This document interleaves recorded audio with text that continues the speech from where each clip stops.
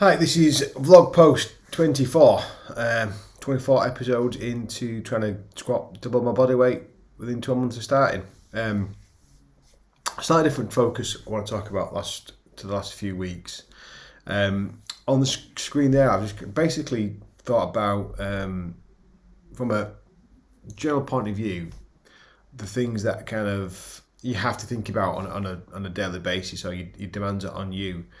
So I've kind of quantified them as the family life, work life, training, diet and lifestyle. And when you think about training, and I've talked a lot about what it takes to be able to train to get to that goal, you start to think about these podcasts, or these vlogcasts, as training is like equal or the most important thing that I got to think about. And then I started to kind of talk about consistency and finding strategies to be consistent and not let things get in the way, not find excuses, not rationalise poor performance, all those kind of things. And they're all really true. But I always have an internal battle, a mental battle about kind of, should I be training, not training, what sacrifices am I making to a trainer, and are the right sacrifices to make? And what I conceptualised here is actually kind of the reality of my life and the life of everybody of kind of my age who's got work and family and kids and all those kind of things. Well, the first and most important part is making sure you've got family time and looking after your family and doing the things that are right for them, because that's to me the most important thing anybody can do. And then after that it's work, and I think work and family life tie together quite importantly, because I'm one of the lucky few that I have a really good job that I love doing, and I'll throw a huge amount of time at that because I love what I do.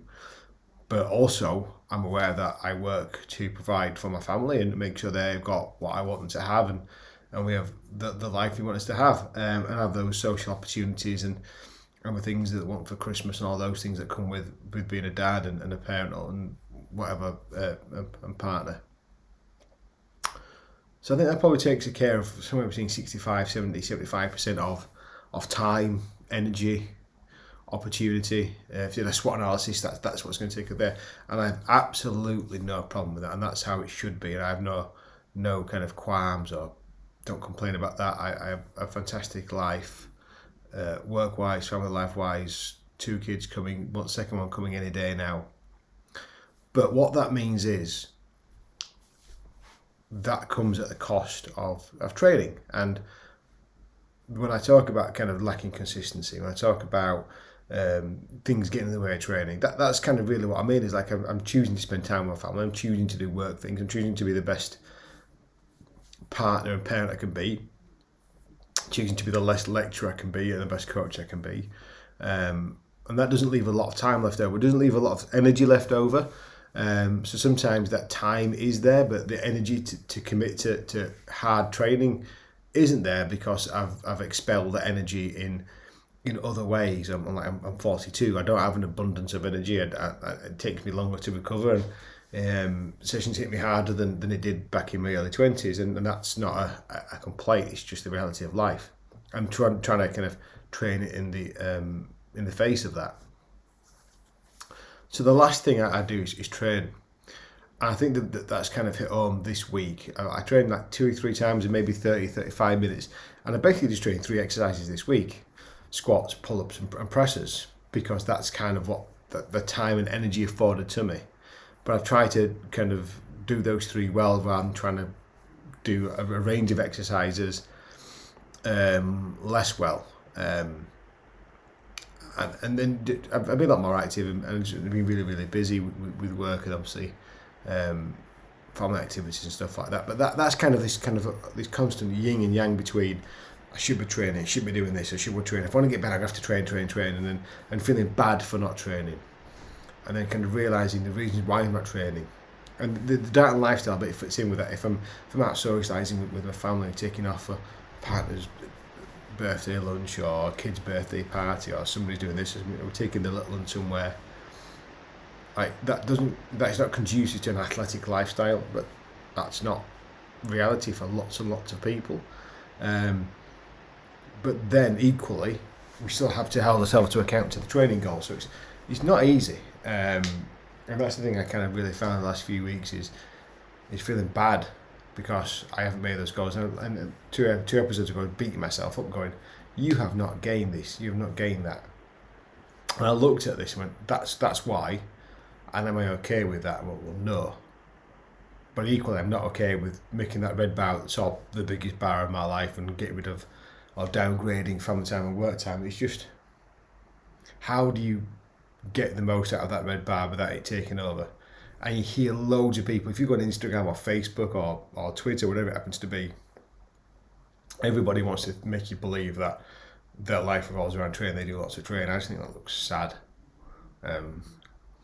So I just, that's kind of my ongoing battle. There's no answers I'm going to throw out here. There's no grand plan or solution. If I had that, my data would be different, but it's not.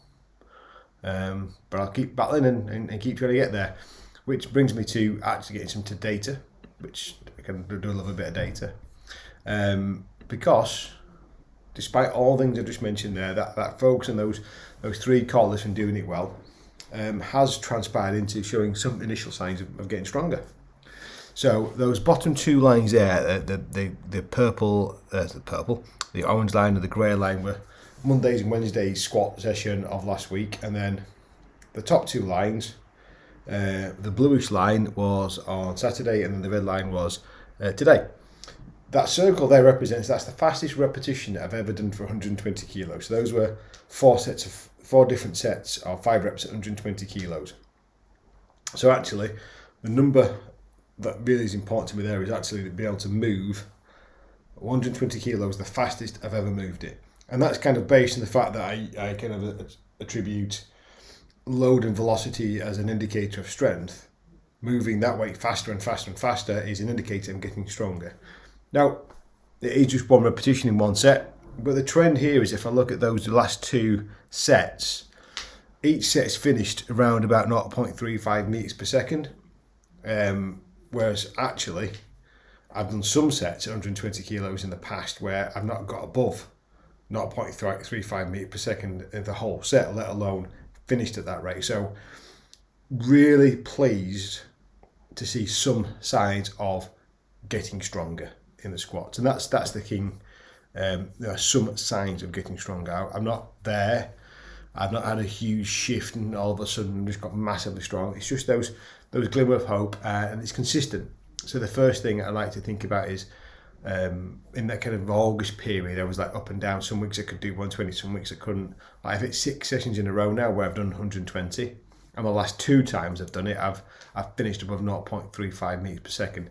And I didn't feel great. I didn't feel like I had loads of energy. I didn't feel like I was like really mobile. My hips a little bit sore, feeling a little bit tired and lethargic, and I still hit decent numbers. So that's really positive and really helpful.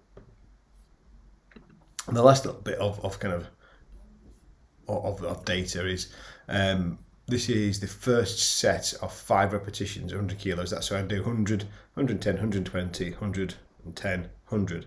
This is the first set. So you can see in that, like, the second ever set I did, it was pretty fast.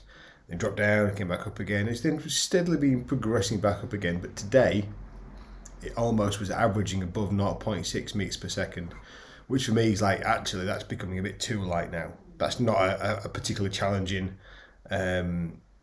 opening set anymore. And that's like a big jump today. Was like, I really felt it. And I could feel like I'd accelerate all the way through the lift rather than accelerating to the mid part and then really feeling it struggle. So, yeah, that approach of, I can't train everything. I'm too busy to throw like 5 1-hour strength sessions at this every week, just kind of fitting in 30, 35, 40 minutes 2 or 3 times a week where I am this busy. And it won't last for a while. I'm not always as busy as I am now, and I'm not the hardest kind of grinding job in the world. It's education, so it'll come and go.